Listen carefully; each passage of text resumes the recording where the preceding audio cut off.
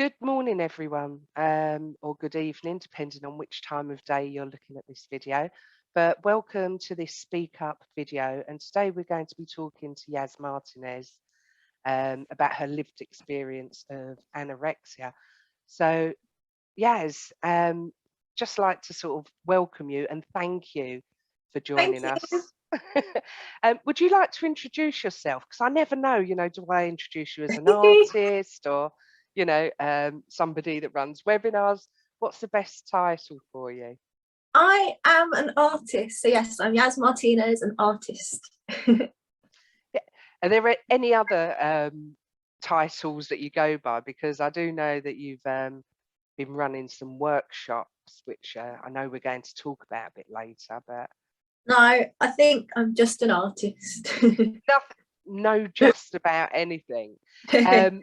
And today, as I say, thank you so much for joining us, because we're going to speak about your experience of mental health, anorexia and recovery.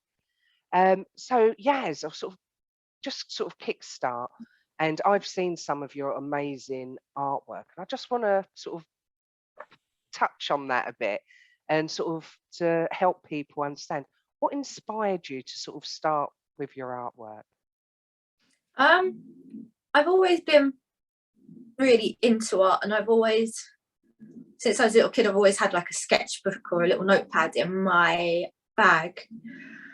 But I think it's just, I've never been very good at talking about how I feel or putting it into words properly. So being able to just sit down and draw just helps me process how I'm feeling, or actually work out what I'm feeling. And I just like to draw and get it out of my system. No, I think it's something that's quite common, isn't it? Especially when you think back to sort of like your childhood days and doodling, or some people keeping a diary, or just sort of like those creative. Some people write poetry. So what kind of kick-started it? I know from sort of our previous discussions that you were unwell in your teenage years. So I was just wondering if you could tell us a bit more about that. Yeah, when I was, I think 16 or slightly before that, a few things were just going wrong, and I was under a lot of pressure at college. So yeah, I started getting quite unwell and depressed, and I developed anorexia. And yeah, it was just a very horrible time. But whilst so I got admitted to an inpatient ward for eating disorders, and it wasn't a very nice place to be. Everything's very focused on food. But my one good thing about being on the ward was that I could join occupational therapy groups. So they at Bethlehem Royal Hospital, they've got a big art department, so I could go there a couple of times a week, and just, it's completely free reign. I could make whatever I wanted. So that was just a really nice outlet, and like somewhere to get away from just the timetable of the day that's centered around just eating. Yeah, it must be sort of frustrating, but the artwork enjoyable and that break. Yeah. Did you have sort of a lot of free time to get involved in in artwork, or was a lot of the time sort of really focused on therapy and food, as you mentioned? There's not too much free time, really. It's a very structured day, 7 days a week. So what do you think maybe was the turning point for you? When did you remember sort of thinking about help, or maybe turning to somebody at school or a parent? What was the sort of turning point for you? I really wasn't aware of how ill I was, and I think that's a lot of people who have mental health issues or anorexia, you always think that you're not ill enough. And my parents would like trying to help me at home and things like that. Like my mum would want to cook with me and things like that, and my dad would like want to take us out to eat and things and just do nice things. But I just wasn't aware of what was going on really. But I was trying to go to college every day and I was trying to keep up my exercise routine, and then I couldn't. And I think when I realised that I needed help, I was out with my mum at a Coldplay charity event, and I was just freezing and I was so tired. I was thinking, I can't enjoy this. And another instance was I was at college and I had to step up on a little ledge and I couldn't lift my legs up and I fell over, and I thought, this is ridiculous. And I think that was my turning point. Oh, and I also, there was a lot of falling over. I went to get out of bed to go to the toilet and I just fell on the floor and I couldn't get up. So it was kind of, I was just realising I am actually pretty weak. I do need help now. So there was a sort of like a few signs and signals. Yeah. Those kind of warning signs. So, I mean, I hope you don't mind. How are you doing today? I mean, yeah. I'm good. Like, obviously, I think when people think that you've been discharged, I was inpatient about 7 years ago, so it's been a long journey and it's still going. I think when people hear that you've been discharged or they see that you're out and about, they think that you're completely fine and healed, and that's really not the case. It's a long journey. Some days are better than others. Like, I'm great, but some days I'm really bad. Like, I can still get, it's very strange, I can still get really upset over a chocolate bar, and other days I can eat 7, that kind of thing. Well, not 7, but yeah. Some days I really worry and other days I don't. Some days I'm happy, some days I'm not. It's like an average person, but it's just that bit worse for me. Yeah. But yeah, I'm thriving with my artwork. I'm doing workshops. Indeed. I think I'm doing good. Actually, yeah, you know, if I mean, we haven't really spoken about your artwork. We've mentioned it. If people wanted to view some of your work, where's the best place for them to have a look? My Instagram account, I'd say. I'm always on that. So that's Yas Malart. Yas Malart. Yeah. Do you want to just spell that out for us? Because, you know, people have, you know, I'm a little bit older, and I'd need to just sort of scribble that down. So what is Yas Malart? YASMLART. Thank you. And that's on Instagram. Yeah. Lovely. Because I mean, it's great to have this opportunity to promote your artwork and for people to see, because your art kind of varies, doesn't it? It kind of, from what I've seen, it almost changes mood, but also changes sort of direction, I think, as well. So it's a bit of a mixture, isn't it? It's up and down. It's dependent on how I'm feeling or what's sort of bugging me at the time. It's quite nice that, like, I do a lot of painting and drawing, and that's kind of me processing how I feel. But the other stuff that I do is collaging, and that's just pure fun for me. So it's really nice to have the kind of therapeutic side and then the hobby side. Yeah, I think it's quite because at school, you know, most people do art, don't they? Yeah. And they're used to sort of having their creative side drawn out, but that kind of stops as we get older, doesn't it? Yeah. Yeah. It's nice to have a sense of play and fun. I try to hang on to that for as long as possible. No, and I know so many people that sort of enjoy sort of painting for leisure, for relaxation. So I can really see how that could help as a distraction, but also as something that can be really enjoyable in times that maybe you're not feeling so great. And just sort of thinking about help and support, and during the courses that we run, we mention a lot about help and support and, you know, early interventions. being sort of like the beginning of road to recovery. So I was just wondering, is there any particular people that have sort of either inspired you or really helped you? Sort of like such as family or friends or organisations. Anyone that you want to sort of mention? Yeah, I, help really does start with the people that are closest to you. I'm really lucky. My mum and dad are really supportive, especially when I was at my worst. And then a couple of years ago, when my depression was quite bad again, yeah, they're really good at listening to me, doing the best they can for me. And I've also got some really good close friends. So they're always on the end of the phone if ever I need them, and vice versa.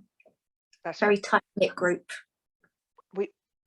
we always talk about talking being so beneficial, and I think Yeah. just listening to what you've said there, it really is, having those trusted people that you can share your experiences with.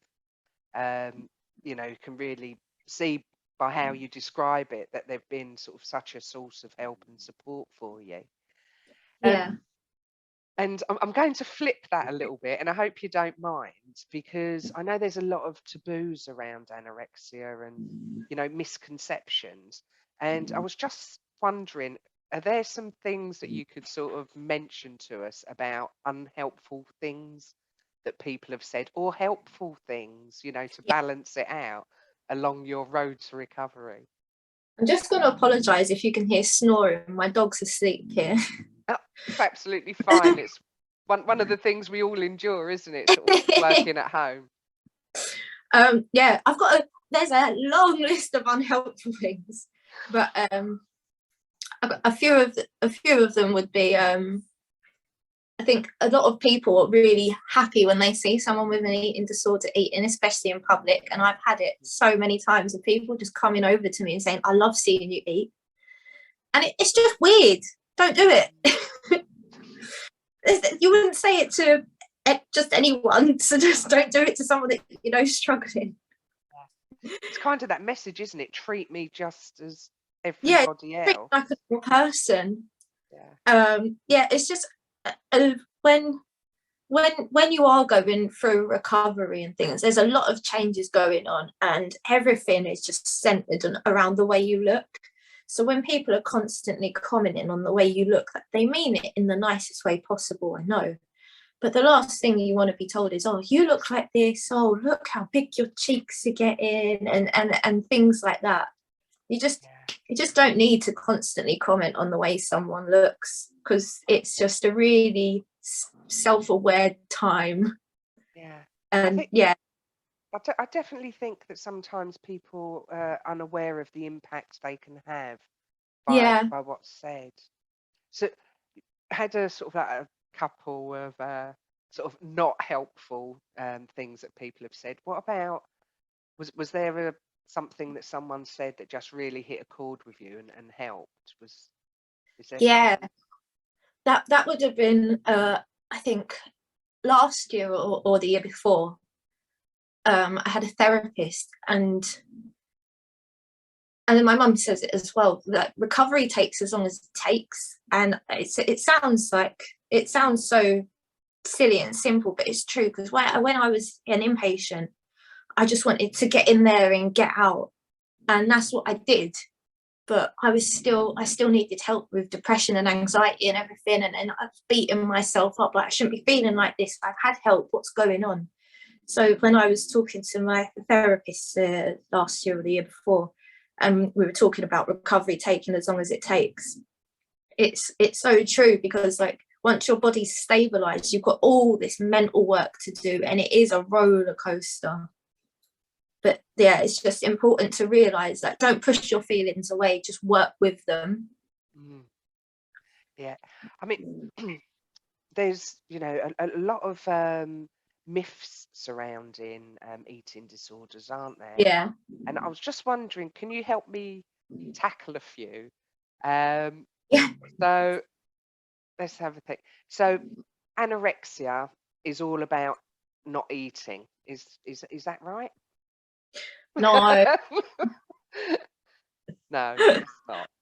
no, it's not. I mean, one of the clinical signs of anorexia is a heavily reduced diet. But I'd say that this is my experience, and a lot of people I know, it starts from having a situation or a few traumatic situations, and then depression or anxiety kicks in, or just this loss of control. So then all these factors start playing into it, where you don't feel hungry, or you've not eaten, or you've got this rule that you can't eat this, and then that's when it all starts breaking down and your options are really reduced. And I'd say, yeah, the eating is secondary to the actual problems that you have. And that's kind of when it's too late. If you don't start working on those mental issues, that's when you start really putting your body into a dangerous place. I think that's really helpful. And, saying, that once you sort of notice, and it does really become about sort of almost tracking. I mean, for one, it sounds exhausting, but, Oh, another thing, everyone's journey being different. yeah, And, I suppose, as you say, the earliest someone can get support, the better. But quite yeah, often, as you mentioned, sometimes it's, much later in the day. Uh, yeah. so does I suppose my second question, does somebody need to be dangerously thin to have anorexia? No, no. I'd say to be admitted, the clinical side of it, to be admitted as an inpatient, there is a requirement of a low BMI. Hmm. But anorexia isn't just a BMI scale. It's a mental disorder. It's the way you restrict your routine, your diet. It's, for me, it's a set of rules that I'd made in my head that were completely nonsensical, but if I didn't abide by them, I was absolutely terrified. Yeah. And So I think that's the thing for a lot of people with eating disorders, is that they're not set rules, that they're not common knowledge, but they're things that we've made ourselves, and for some reason we're absolutely terrified of them. yeah, it's, as I say, for each person, it seems so different. And I've read or I've seen documentaries, the late Nikki Graham, Yeah, and sort of exercise and that routine. So if I sort of, I suppose, pose the question, just a blanket, people with anorexia do not eat. Um, I think it goes much deeper than that, because it looks at other things come into play, don't they? yeah. There's just, it's complete sort of, it starts with like I said, a breakdown in having control. So then you start clawing for all these things. I think this is all my thinking. It's not the same for everyone, Yeah. but you just start trying to give yourself this kind of routine, and give yourself a bit of power over your own life, because you feel like you've got no control at all. Mm. So for some people it is exercise. For me it was, I had no control over my college life. There was other things going on outside of college, and my only sort of quiet time would be to get on my treadmill. But I was depressed, so I felt sick. So then I was doing a lot of exercise and not a lot of other stuff, and just spending my time trying to be as busy as possible to not think. Yeah. I mean, I think it's important for people to know that eating disorders are not just about food, and Yeah, instead the eating behavior might be a coping mechanism, yeah, or potentially a way for people to have an element of control about a situation. Um, just think about another myth. Yeah. anorexia is a choice? I think if it was a choice, it would be a lot easier for people with eating disorders, because we could choose to drop it as quickly as it comes. Yeah. But it's definitely not a choice. It's one of the hardest mental disorders, I think, because you're trying to do everything. Well, your brain is telling you to do everything possible to not live. Yeah. I mean, I, you know, fully sort of empathise with the journey that you and many others have been through, and I suppose it's one of the common myths surrounding anorexia is that it's a cry for attention, when, Yeah, so clearly it's much deeper than that, isn't it? yeah. I think, because I think as well with a lot of what you see, especially in magazines on the internet and things, it's always like so and so's on this diet, so and so's lost this much weight, look how great they look. So when they see someone all of a sudden lose a lot of weight, they all of a sudden think, oh, well, this is to give them confidence or to make them look better. And it's not the case at all. It's what's the right word?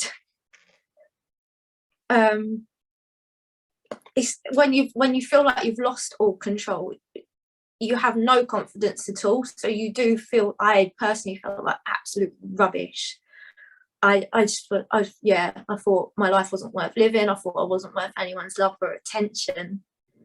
And then, it's just trying to make you just feel like you're not worth anything.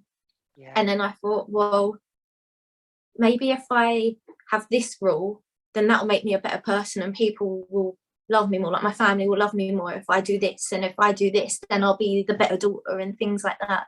So it's almost like a strive for perfection, but it's doing everything the wrong way. Yeah. I think I contradicted myself there.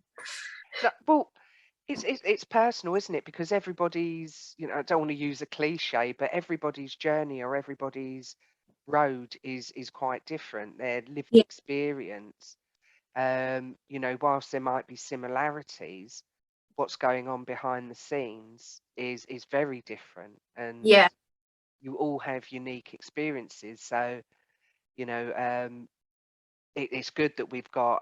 Well, it's fantastic actually that you've shared your perspective with us, and sort of what you've been through. I think it's incredibly brave to speak openly thank in forums such as this. you. But you know, just sort of thinking about the future and going forward. If somebody is at home watching today and they're concerned either about themselves or a partner or another family member, it might be a colleague. Um, what bit of advice could you share with us? What would you give them? I think, looking back, I wish I had said more.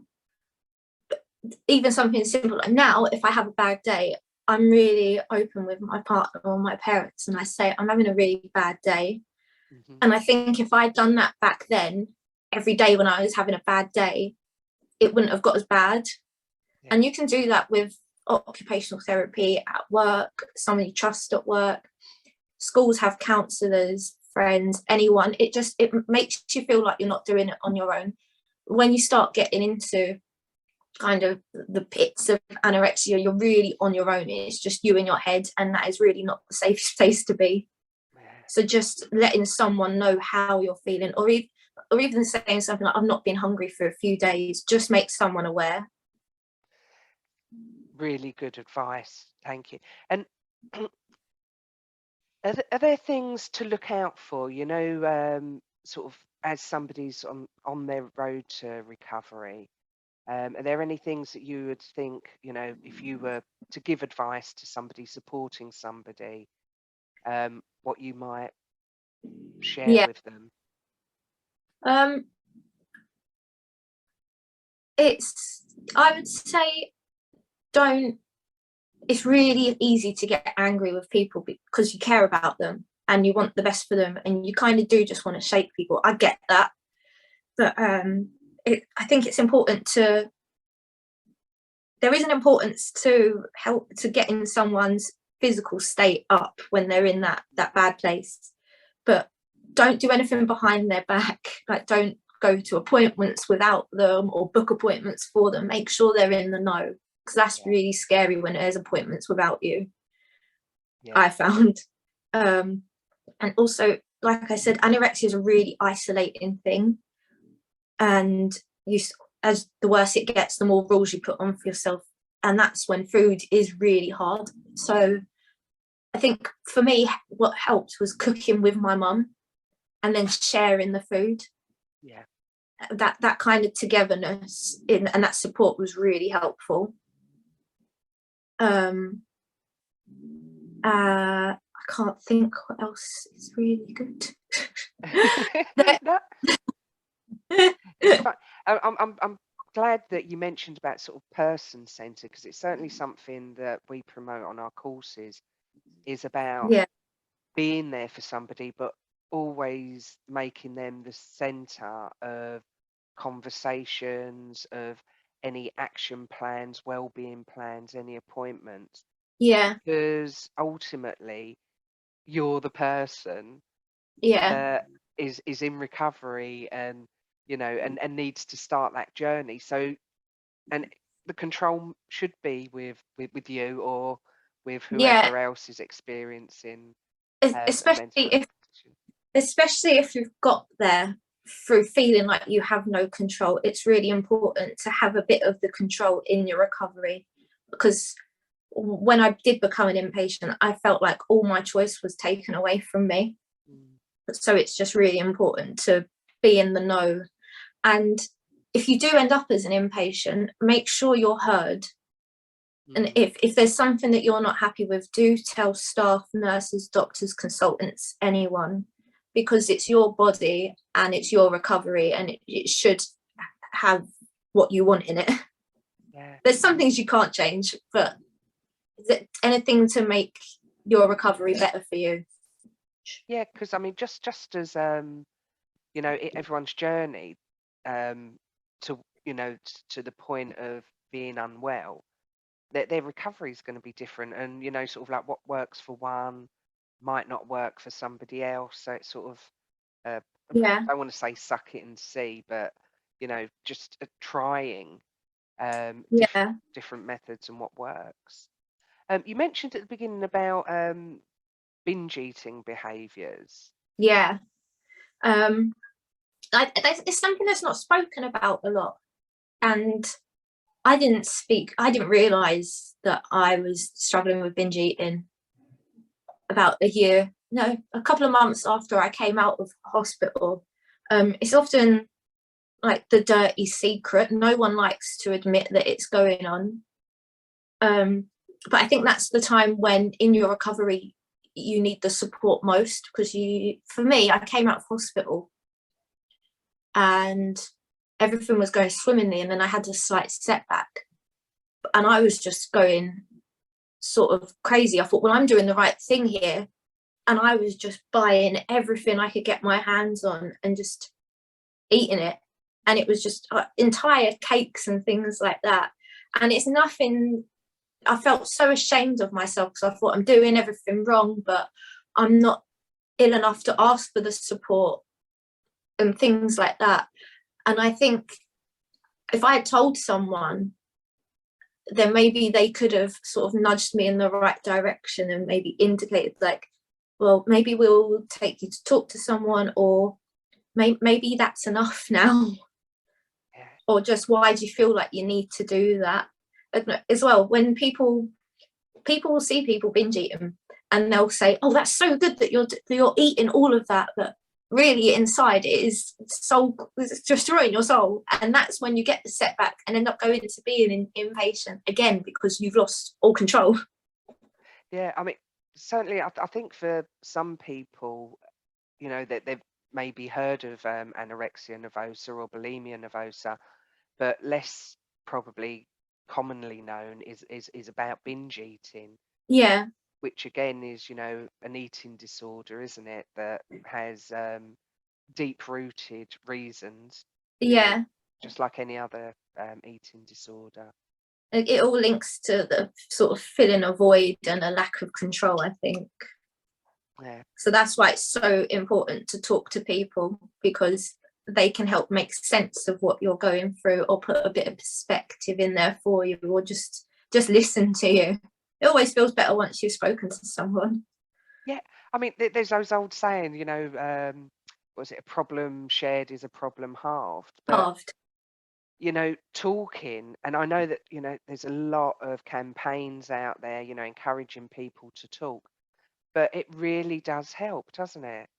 Yeah, Beat are an eating disorders charity, and they're really good if you think that you know someone who might have an eating disorder, or you are someone.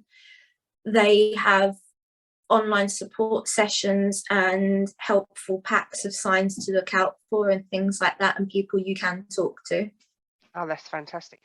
You said that's Beat. Yeah, Is that BEAT. BEAT? Yeah. Yeah. I'm just covering all avenues here because BEET, but I'm sure people will find it. And thank you. That's a really good tip, and great sense of source of support. So I suppose just sort of like coming back sort of full circle now and thinking, sort of art really helped you in your road to recovery and helped you to Yeah. progress.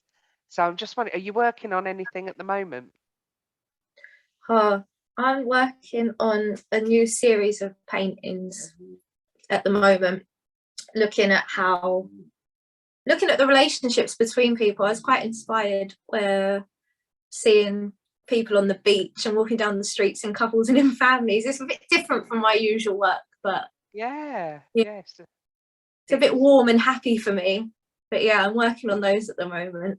Nothing wrong with warm and happy. They make me feel good. Yeah, and you recently delivered a webinar, not a webinar, sorry, a workshop. Yeah. Where was that? The Bethlem Gallery. It's an art gallery and museum in the grounds of Bethlem Royal Hospital in Beckenham. Right. Uh, Okay. and I did a drawing workshop, and I think we had 9 or 10 people there, and it was just a really good session. I spoke a bit about myself. We looked at the artist that was currently displaying and his work, and we used him as inspiration to draw our own interiors. And it was just a really nice, relaxing environment, chitter chatter going on, lots of varied work, which was really interesting. It was great. And well, I presume that people gave you some feedback. Did they find it helpful to sort of, I don't know, either relax or express themselves? Or Yeah, I was really grateful for their feedback. Actually, someone said, "I wish we could do this every Saturday," which oh, was nice. And then someone said that it was really relaxing 2 hours and time just flew by, which I think is really important. When this is why I draw as well. When I'm so panicked and antsy, I just sit down with a pen and I start drawing, and before I know it, 3 or 4 hours has gone past, and that feeling's just melted away. And that's why I'm really keen to spread the message to use art as a form of therapy. thank you so much. I mean, thank you for your honesty and also for sort of all the tips. Um, we are going to close in a moment, but I was just sort of thinking, would you like to plug something before you go? Oh, yes, please. I've got a website now, so if you would like to see my artwork, not only can you see it at the Bethlem Gallery Art Fair this November, December, you can also see it on my website, which is now on screen. Thank you. Yes, I would just like to really thank you for today's session and, for sharing your experiences. I'm sure that there's people out there that will take some encouragement from what you've shared today. And yeah, just to say a big thank you, and wishing you all the well for the future. And hopefully, maybe in a few months or so, you'll come back and visit us again. I'd love to. Thank you for having me and letting me share my story. You're welcome. And sorry, headphones go. Just to say thank you, everyone that has joined us today. We hope that you've enjoyed today's lived experience session, and we hope to see you in the future. Have a good day. Bye bye. Bye.